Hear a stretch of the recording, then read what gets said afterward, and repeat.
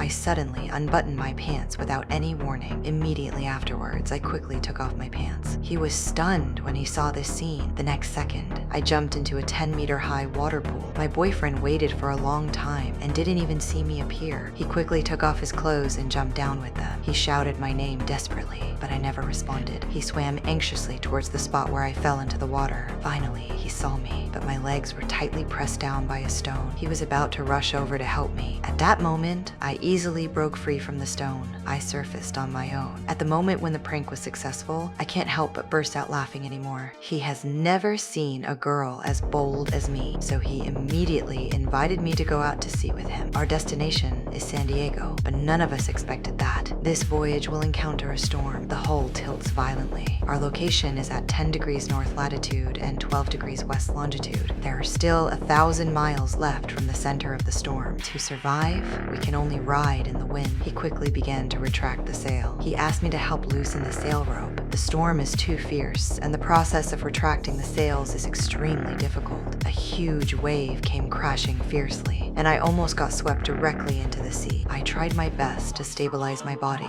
There is new news on the radio that it is now a Category 4 hurricane. I immediately retreated to the cabin in an attempt to seek help. Before the rescue arrives, we can only rely on ourselves. He asked me to turn on the emergency radio positioning beacon. Only in this way can rescue personnel know our location in a timely manner. The wind and waves are getting stronger, and the sails on the ship can hardly hold up. My boyfriend is worried about my safety and asked me to enter the cabin first, and he himself stayed outside and continued to sail. As soon as I entered, the surging seawater rushed into the cabin. I was hit hard and lost consciousness on the spot. When I woke up again, it was already daylight. The cabin is filled with seawater everywhere. My forehead was scratched and blood flowed down. I can hardly stand steadily, but all I care about in my heart is him. I kept calling out his name, but there was no response. A bad premonition instantly surged in my heart. I stumbled and rushed onto the deck. There is still no trace of him there. The seawater is still constantly pouring into the cabin. There is only an endless sea around. I can't tell the direction at all. I tried to pull up the lifeline, but there was nothing underneath. I want to contact rescue, but the ship didn't know where it was brought by the storm and had no signal at all. A sense of despair struck in waves. I trembled as I raised my telescope,